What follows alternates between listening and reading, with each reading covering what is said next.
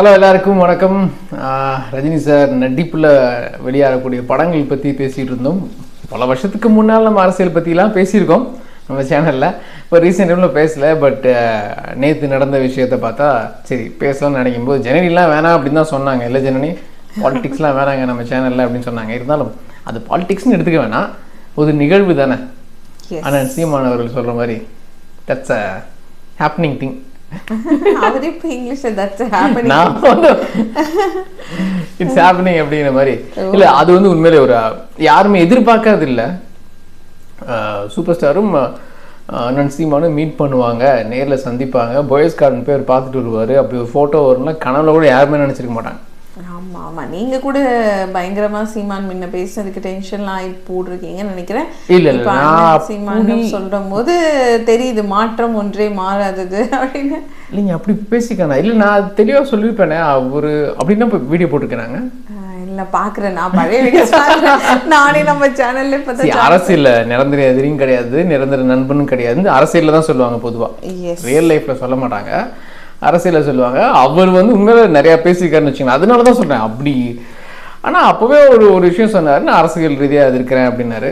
அப்புறம் கட்சி இல்லைன்னு ஆனதுக்கப்புறம் கூட சொன்னார் சினிமான்னு பார்த்தா ரஜினி அவர்கள் மாதிரி அவர் மாதிரி ஒரு ஆகச்சிறந்த ஒரு கலைஞன் அப்படிலாம் சொல்லியிருக்காரு.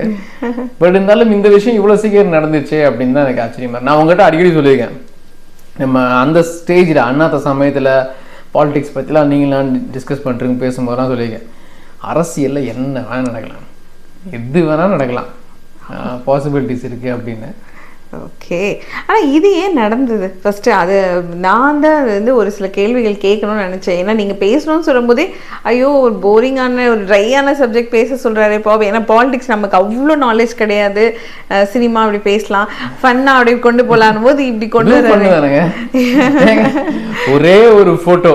ஓகே, அதுதான் மேடை போடல பேசல, திடீர்னு ஒரு ஃபோட்டோ வந்தது அப்படியே பரபரப்பாகிடுச்சு. சி அரசியலுக்குள்ளே வரேன்னு சொல்லும் போதே பார்த்தீங்கன்னா ஒரு ஸ்டேஜில் இப்போ கரண்ட் பாலிடிக்ஸில் இருக்க எல்லா தலைவர்களையும் பயங்கரமாக பாராட்டினார் சூப்பர் ஸ்டார் திரு ஸ்டாலின் அவர்கள் ஆரம்பிச்சு. திருமாவளவனாக இருக்கட்டும், சீமான் போராளினார் அப்போவே. அதுக்கப்புறம் எல்லாரும் திட்டினாங்க, அது வேற. இவர் யாரையுமே திட்டலை. பாமக தலைவர்களை பற்றி எல்லாரை பற்றியுமே பேசினார். கரண்ட்டில் ஆக்டிவாக இருக்க எல்லா தலைவர்களையுமே பற்றியும் ரொம்ப பெருமையாக பேசினார். இவ்வளோ டேலண்டான ஆட்கள் இருந்தும் நமக்கு வந்து தேவையானது கிடைக்க மாட்டேங்குதுன்னா சிஸ்டம் அது வந்து அதை மாற்றணும். ஸோ அவங்க நல்லவங்களாக செய்யணும்னு நினச்சாலும் ஒரு சில விஷயம் தமிழ்நாட்டுக்கு பண்ண முடியலன்னா நமக்கு அந்த அமைப்பு அந்த மாதிரி இருக்குன்னு அப்போ சொல்கிறார் ஃபஸ்ட்டு. அந்த சமயத்தை நான் கேள்விப்பட்டதுன்னா கட்சி ஆரம்பிக்கும் போது நிறைய தலைவர்களை பார்க்க ஆசைப்பட்டிருக்காரு. ஒருவேளை சீமானை பார்க்க முடியாமல் போயிருந்துடலாமே, நான் ரொம்ப எதிர்த்துட்டு இருந்தார். ஆனால் திருமாவளவன் அவர்களை பார்த்துருக்காரு. திருமாவளவனும் என்னை ரஜினி பார்த்தாரு, நாங்கள் டிஸ்கஸ் பண்ணோங்கிறத ஒரு ஸ்டேஜில் சொன்னார். ஸோ பார்க்குற ஐடியா அப்போ இருந்து இருந்திருக்கு அவருக்கு. டிஸ்கஸ் பண்ணணும், பாலிடிக்ஸை பற்றி டிஸ்கஸ் பண்ணணும், கருத்துக்கள் கேட்கணும், எப்படி கொண்டு போகலாம், அந்த மாதிரி நிறைய ஐடியா இருந்திருக்கு. அது வரல அப்போ நினச்சி இப்போ நடந்திருக்குன்னு நினைக்கிறேன். ஓகே, ஆனால் இது எல்லாருமே ஒரு பக்கம் இது நிறைய கருத்துக்கள் போயிட்டு இருக்கு, ஒரு கருத்து மோதலே போயிட்டு இருக்கு. ஆக்சுவலி இவங்க ரெண்டு பேரும் மோதிக்கிட்டாங்க, அப்புறம் மீட் பண்ணிட்டாங்க. அது ரெண்டு பேரும் இல்லை, ஒருத்தர் வந்து எதிரியா பார்க்கல. கரெக்ட். ஸோ அப்படி இருக்கும்போது இப்போ இதை எப்படி பார்க்குறாங்கன்னா, இப்போ ஆக்டர் விஜய் அவர்களும் சீமான் அவர்களும் தான் அடுத்து கூட்டணி வைக்க போறாங்க, இப்படிதான் ஒரு இது இருக்கு, இதான் எக்ஸ்பெக்டேஷன் இருந்தபோது திடீர்னு ரெண்டு பேருமே வந்து மேடையில் அவர் பேசினதுக்கு அப்புறம் இவர் வந்து அவரை கிண்டல் பண்ணி பேசினதா இருக்கட்டும். ஸோ இப்படி போனனால போய் இப்போ சூப்பர் ஸ்டாரை மீட் பண்றாரு அப்படிங்கிற மாதிரி அது திசை திருப்புறாங்களோ இந்த நியூஸை அப்படின்னு தோணுது. உங்களுக்கு என்ன ஃபீல் ஆகுது? பிஹைண்ட் த ஸ்க்ரீன் நமக்கு என்ன நினைச்சுன்னு தெரியவே இல்லை. ஆனால் விஜய் வந்து அரசியலுக்குள்ள வரேன்னு சொல்லும்போது அவருக்கு பெரிய லெவலில் சப்போர்ட் பண்ணது சீமான் தான். எஸ். ஆனால் சீமானை கிண்டல் பண்ணிட்டார். கரெக்ட் தானே? கிண்டல் பண்ணிட்டார், கைண்ட் ஆஃப் ஒரு மாதிரி பண்ணிட்டார். அது தெரிஞ்சு பண்ணாரோ தெரியாமல் பண்ணாரோ இல்லை அப்படி ஃப்ளோவில் வந்துருச்சான்னு தெரியல. இவர் ட்ரிகர் ஆகிட்டார், கோபம் ஆகிட்டார். ஸோ அதுக்கப்புறம் நடந்ததெல்லாம் இப்படி நடந்துகிட்ருக்கு. ஆனால் நடுவில் வந்து அவருக்கு ஓகே எனக்கு அதான் தெளிவான நமக்கு டீட்டெயில் தெரியலைங்க, என்ன நடந்துச்சுன்னு கரெக்டாக ஏன் பார்த்தாங்க அப்படிங்கிறது நமக்கு தெரியாது. ஒரு சஸ்பென்ஸாக வச்சுருக்கலாம், என்ன பேசினாங்கன்னு தெரில. பட் இப்போ லிங்க் பண்ணிக்கிறாங்க. ஆனால் அந்த அளவுக்கு பெருசாக ஒன்றும் எப்படி சொல்கிறது, இப்போ விஜய் ஃபேன்ஸ் எப்படி ஃபீல் பண்ணுறாங்கன்னா விஜய்க்கு அகைன்ஸ்டா பேசுறாங்க. சீமானே சொல்லிட்டாரு, அப்படி ஒன்றும் இல்லைங்க, இப்போ தானே வந்திருக்காரு, ஒரு மீட்டிங்கில் ஒன்றுமே சொல்ல முடியாதுல்ல, அவர் கொள்கை மற்ற விஷயங்கள்லாம் வெளியே வந்து நிறையா பேச தான் அதை பற்றி நம்ம பெருசாக ஆர்கியூமெண்ட்டாக எடுத்துக்கணும்னு சொல்லிட்டாரு. அப்படிலாம் நடந்திருக்க வாய்ப்பு இல்லை. பட் இது பண்ணிக்கிறாங்க, அவ்வளோதான். ஓகே, கனெக்ட் பண்ணிக்கிறாங்க. ஆமாம், அது முக்கியமாக என்னென்னா லைக் இப்போ சூப்பர் ஸ்டார் வந்து சப்போர்ட் கொடுத்து இவர் இப்படி பேசுகிறாரு விஜய்க்கு அகேன்ஸ்டா அப்படின்னும் சொல்லிட்டு இருக்காங்க. அது எப்படிங்க, இதெல்லாம் அவங்களா கற்பனை பண்ணிக்கிறது தான். அந்த மெச்சூரிட்டி வரணும், அந்த பாலிடிக்ஸில் இருக்க மெச்சூரிட்டி வரணும். பாலிடிக்ஸில் என்ன வேணால் நடக்கலாம், யார் வேணால் எப்படி வேணால், திடீர்னு எப்படி சொல்கிறது, கீழே இருக்கிறவங்க டக்குன்னு கோபுரத்துக்கு போகலாம், கோபுரத்தில் இருக்கிறவங்க டக்குன்னு கீழே வரலாம். விஜய் தொண்டர்கள் பேசுறத எக்ஸ்தலத்தில் பேசுறதை நம்ம பெருசாக எடுத்துக்கவே கூடாது. அவங்களுக்கு அவ்வளோ நாலேஜ் இல்லை. இப்போவே பார்த்தீங்கன்னா ரோட்டில் வந்து அவங்க கொள்கை என்னன்னு சொன்னால் என்னது, திராவிடமும் தமிழ் தேசம் 2 கண்கள் தலைவர் சொல்லிட்டாரு. அப்போ திராவிடம் என்ன சொல்ல தெரியல அவங்களுக்கு. ஸோ அவங்க இப்போ தான் உள்ளே வந்திருக்காங்க. ஸோ ரொம்ப என்ன சொல்கிறது, சின்ன பசங்களாக இருக்காங்க. அதனால் அவங்க எக்ஸ்தலத்தில் போகிறதெல்லாம் கருத்தாக எடுத்துக்க முடியாது. பட் இந்த நிகழ்வு கண்டிப்பாக ஒரு பெரிய ஒரு எல்லாரும் பேசுகிற மாதிரி இருக்கா. சீமானே சொன்னாரே, பரபரப்பை ஏற்படுத்துதா, அப்போ ஓகே, அப்போ கரெக்ட் தான். ஆமாம், ஏன்னா அவர் தெளிவாக விளக்கம் கொடுத்துட்டு இருக்காரு எல்லாத்துக்குமே. சரி, அரசியலில் திட்டுறதை வந்து நீங்கள் எடுத்துக்கவே முடியாது. எப்படின்னா ஆட்சி மாட நம்ம ரஜினி சார் திட்டினாங்களே பயங்கரமாக 96ல் அவங்க ஏடிஎம்கே ஆதரவாக பிரச்சாரம் பண்ணும்போது மரியாதை இல்லாமலாம் மேடைகளில் பேசினாங்க. அதுக்கப்புறம் ஹிஸ்ட்ரியில் என்ன நடந்துச்சு நமக்கு தெரியும். டிஎம்கே ஜெயிச்சது, ஆட்சிக்கு வந்து சான்ஸே இல்லாமல் போச்சு, படத்தில் நடிக்காமல் வீட்டு சும்மா உட்காந்துருந்தாங்க. அவங்க நடிச்சிட்டு இருந்த ஆடை பேன் பண்ணிட்டாங்க, மீன்ஸ் அவங்க இல்லாமல் பண்ணிட்டாங்க, ஆடில் வரவே இல்லை. அப்புறம் மறுபடியும் ரீஎன்ட்ரி கொடுத்தது தலைவர் தான். விசாரிச்சுட்டு நல்லா இருக்காது, அது நம்ம வெளியில் வந்து சொல்லவும் முடியாது. அப்படிங்கும்போது அருணாச்சலம் படத்தில் ஆட்சிக்குன்னு கேரக்டர் எழுதுங்கன்னு சொல்லி அது கிரியேட் பண்ண கேரக்டர். அந்த கேரக்டரை பெருசு பண்ணாங்க, ஹீரோயின் கூடயே வர்ற மாதிரி அப்படின்னு சொல்லி. ஸோ அருணாச்சலத்தில் அவங்க நடித்ததுக்கு அப்புறம் தான் மறுபடியும் சினிமாவில் பிஸியானாங்க. இது வந்து மேடையில் சொன்னால் ரொம்ப தப்பாக இருக்கும். சைலண்ட்டாக ரஜினி சார் பண்ணார். சரி, அந்த பிரேக்கிங் த ஐஸ் மாதிரி அவர் முதல்ல அந்த வாய்ப்பை கொடுத்துட்டாரு. அதுக்கு ஒரு விளக்கமும் கொடுத்துருந்தார் ஒரு இடத்துல. ஆட்சிக்கு ஒரு விழா எடுக்கும்போது சொன்னார்னு நினைக்கிறேன். 80ஸ்ல என்ன கூட்டத்தில் ஒருத்தன் தப்பாக பேசும்போது ஷூட்டிங்கே நிப்பாட்டினாங்களாம் ஆட்சி. அப்போது இது பில்லா படப்பிடிப்பு. அப்போ ஓகே, ஒரு டான்ஸ், இந்த நாட்டுக்குள்ள என்ன இல்லை அது இல்லை வேற ஏதோ ஒரு வெத்தலையை போட்ட வேண்டிய பாட்டு. அப்போ வந்து கூட்டத்தில் யாராவது தப்பாக ரஜினி சாரை பார்த்து கத்திருக்காங்க. அப்போது அவன் சட்டையை பிடிச்சி இழுத்து இவனை இப்போ வெளியே போக சொல்லுங்கள், அப்போ தான் ஷூட்டிங் நடத்தணும் அப்படின்னு சொல்லி பெரிய ஒரு கலவரம் பண்ணியிருக்காங்க ஆட்சி.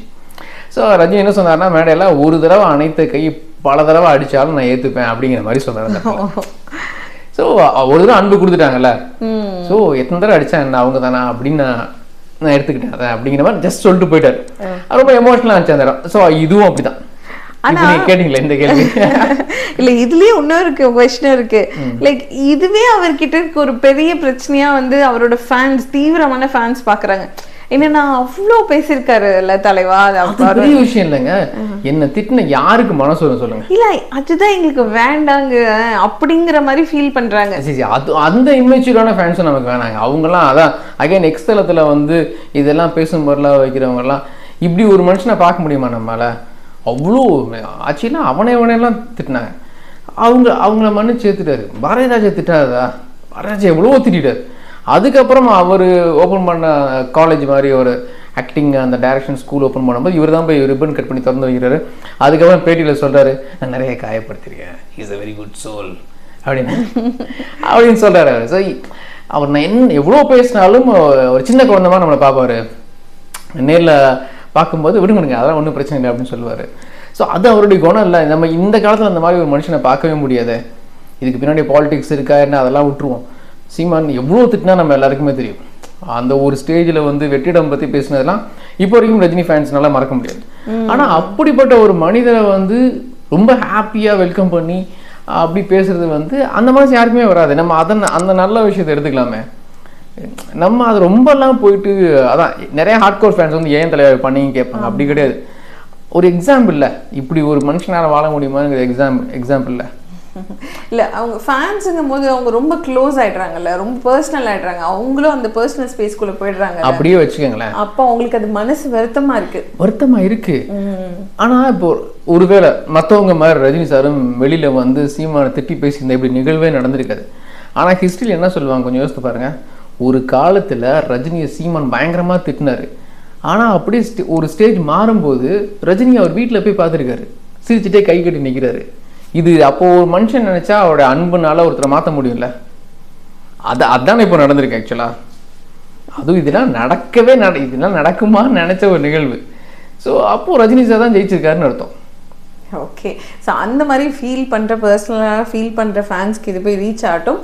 அடுத்து லாஸ்ட்டாக வந்து ஒரு பயங்கரமான பாயிண்ட்டை டச் பண்ணிட்டாங்க. ஆக்சுவலி ரிப்போர்ட்டர்ஸாக கேட்டிருந்தாங்க, அவர் வந்து சங்கின்னு சொல்கிறாங்களே அப்படின்னு. அதுக்கு ஒரு புது விளக்கம், ஒரு டிக்ஷனரியிலேருந்து ஒரு விளக்கம் எடுத்து கொடுத்து. நான் கூட அவர் சொல்லும்போது என்னன்னா, எப்பவுமே சீமானு நல்லா பேசிடுவார்னு வச்சுக்கலேன். மீன் பொதுவாக பத்திரிகை நண்பர்கள் எப்படி கேள்வி கேட்டாலும் பார்த்தீங்கன்னா ரொம்ப ஒரு துல்லியமாக பதில் சொல்லுவார். ஆனால் அவர் சொன்னது வந்து ஓகே, எவ்வளோ சம பேச்சாற்றல்ல, சங்கியை வந்து நண்பர், ஒரு ஹெல்ப் பண்ணுறது கூட இருக்கிறவன் அப்படின்னு சொல்லிட்டு போயிட்டாருன்னு பார்த்தா, நான் கூகுள் எடுத்து பார்த்தா உண்மையிலே ஹிந்தியில் சங்கின்னா அதுதான் அர்த்தம். இந்த சங்கின்னா நண்பன் கூட இருக்கு, ஒரு தேவைன்னா கூட வந்து நிற்கிறவன், அவன் தான் சங்கி. இது தெரியாமல் எல்லாம் திட்டிட்டு இருக்காங்க போல எல்லாரையும். சரி, அந்த உண்மையான அர்த்தம் வேற, பட் அது ஒரு இது மாதிரி பிரிக்கிற மாதிரி அப்படின்றது தானே அவங்க வச்சிருக்காங்க. சங் பரிவாரில் வந்து மெம்பரா இருக்கிறவங்கள சங்கின்னு சொல்லுவாங்களாம். பட் அப்போ அவங்க அதுக்கு அர்த்தம் தெரிஞ்சுதான் அவங்க வச்சிருக்காங்க. அவங்களுக்கு வந்து சங்கின்னு ஏன் சொல்றாங்கன்னா, அப்போ எனக்கு கூட நிற்கிற நண்பன் அவங்க சொல்லிட்டு இருக்காங்க. அப்போ இங்கே கிண்டல் பண்றவங்களுக்கு தான் அந்த அர்த்தம் தெரியல. சரி, நம்ம பொதுவாக இருக்குன்னு வச்சுங்களேன், நம்ம எதுவுமே இது பண்ணல, நம்ம இவர் சொன்னதுனால கூகுள் எடுத்து பார்க்க நிறைய பேர் எடுத்து பார்த்துருக்காங்க. இவர் என்ன புது அர்த்தம் சொல்றாரு, பார்த்தா உண்மையிலே சங்கி தான். இன்னைக்கு இதெல்லாம் தான் மோஸ்ட் சர்ச்டா இருந்திருக்கும் கூகுள்ல. ஆமா, சரி, கிண்டல் பண்றோம்னு நினைச்சு பேசியிருக்காங்க. ஆனா உண்மையான இது நண்பன் அப்படிங்கிறது போல. ஓகே, நம்ம இந்த விஷயம் நிறைய தடவை பேசிட்டோம். ஒரு ரஜினி வந்து வெளியே வந்து பேசினாலும் எது பண்ணாலும், அந்த பாலிடிக்ஸ் பேசினாலும் சரி பேசாட்டியும் சரி, அது வந்து எல்லாருமே பேசுகிற டிஸ்கஸ் பண்ணுற விஷயமாகும். அப்படி தான் அந்த ஃபோட்டோவும். பட் இந்த ஃபோட்டோவுக்கு பின்னால் என்ன இருக்குது, என்ன அரசியல் இருக்குங்கிறது போக தான் தெரியும்னு நினைக்கிறேன். இதுக்கு மேலே அரசியல் பேசினா இது என்ன நீ வேணாம்னு சொல்லிடுவாங்க. நம்ம படங்களை பற்றி நாளைக்கு வேறு ஏதாவது டாபிக் பற்றி பேசுவோம். அதில் நம்ம பை டாட்.